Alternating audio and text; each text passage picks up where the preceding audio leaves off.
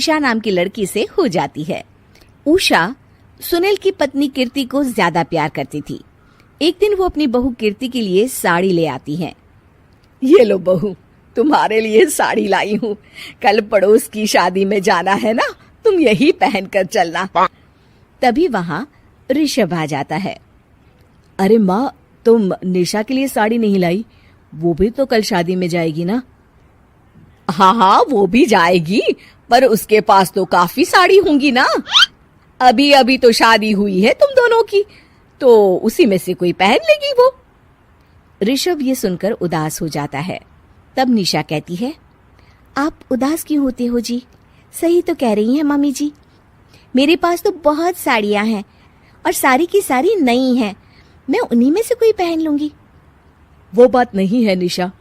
माँ मेरे साथ तो सौतेला व्यवहार करती ही थी, पर मुझे लगता था कि मेरी पत्नी के साथ वो ऐसा कभी नहीं करेंगी, पर आज उन्होंने तुम्हारे साथ भी वैसा ही व्यवहार किया। ऋषभ उदास होकर अपने कमरे में चला जाता है। ऋषभ को उदास देखकर निशा को अपनी सास पर बहुत गुस्सा आता है। एक दिन उषा सुनील को कुछ पैसे दे रही होती है। ले बेटा सुनील, ये कुछ पैसे रख ले और बहू को कहीं घुमा लिया। जी मम्मी जी। सुनील वहां से चला जाता है। मम्मी जी, आपने इन्हें तो कभी पैसे नहीं दिए। ऐसा सौतेला व्यवहार आप क्यों करती हैं? बहू, ये किस तरह से बात कर रही हो तुम अपनी सास से? कोई ऐसे सवाल करता है क्या अपनी सासू से? सास? अरे जिस दिन से मैं इस घर में आई हूँ ना, आपने तो मुझे अपनी बहू माना ही नहीं। हमेशा कीर्ति भाभी के लिए ही सब कुछ लाती हैं। मुझे तो आज तक आपने कुछ दिया ही नहीं। क्या मैं जानती नहीं कि आप ऐसा क्यों करती हैं? देख निशा, तू अपना काम कर समझी। मेरे से बहस करने की कोई जरूरत नहीं है। तभी वहां ऋषभ आ जाता है। निशा, माँ से ऐसे बात नहीं करते। तुम जाओ अपने कमरे में। हाँ हाँ, जा रही हूँ। मुझे भी इनसे बात करने का कोई शौक नहीं है।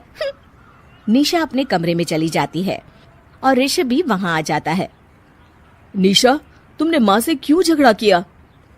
क्योंकि आप तो कुछ कहते ही नहीं, बस चुपचाप सहते रहते हैं। किसी को तो आवाज उठानी होगी ना। कोई बात नहीं निशा, तुम गुस्सा मत करो, शांत हो जाओ। निशा रसोई में खाना बना रही होती है। तभी वहां कीर्ति आ जाती है। निशा, तुम मार्केट से ये सामान ले आओ। मैं क्यों जाऊं? आप भी तो जा सकती हो ना। दिख नहीं रहा कि मैं खाना बना रही हूँ? हाँ तो क्या हुआ, खाना बनाने के बाद चली जाना। हाँ हाँ, खाना भी मैं ही पकाऊं, बाजार जाकर सामान भी मैं ही ले आऊं। खुद तो कुछ करोगी नहीं, है ना? ओहो, जुबान तो देखो कैसे चल रही है। सुनो, तुम अभी आई हो इस घर में, तमीज में रहो, वरना सासू माँ से कहकर मायके भिजवा दूंगी तुम्हें। हाँ। ओह, हाथ लगाकर दिखाओ मुझे, देख लूंगी। बहुत मनमानी हो गई तुम दोनों की, समझी? निशा लिस्ट कीर्ति के ऊपर फेंक देती है। कीर्ति निशा को मारने आती है तो निशा उसका हाथ मोड़ देती है। मर गई रे, छोड़ मेरा हाथ। आज के बाद मुझसे कोई बदतमीजी की तो अच्छा नहीं होगा। कीर्ति रोते हुए अपने कमरे में चली जाती है। उस निशा चुड़ैल ने मेरा हाथ मोड़ दिया। मुझे नहीं रहना इस घर में। अरे कैसी बेकार की बातें कर रही हो। अरे निकालना ही है तो ऋषभ और निशा को निकालेंगे। नहीं, मुझे अलग घर चाहिए। कान खोलकर सुन लीजिए, हम दोनों इस घर से जल्द जाएंगे। आप नए घर का इंतजाम कीजिए बस। मैं इन दोनों के साथ ज्यादा नहीं रह सकती। हाँ, वैसे मैं भी कुछ दिनों से सोच रहा था। अच्छा हुआ तुमने कह दिया, मैं माँ को भी बता देता हूँ। माँ, वो क्या करेंगी तुम्हारे साथ जाकर?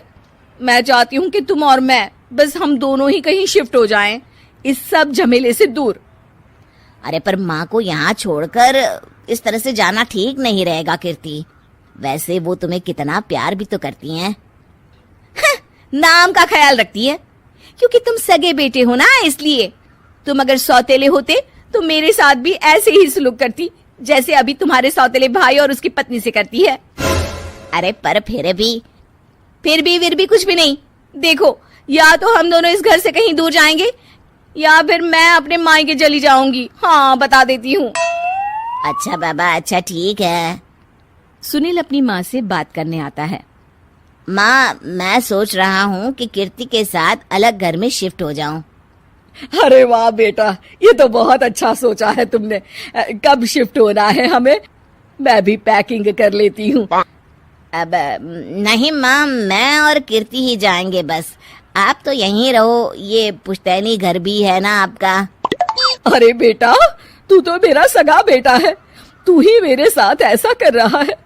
मुझे अपने साथ ले जा बेटा। तभी वहां कीर्ति आ जाती है।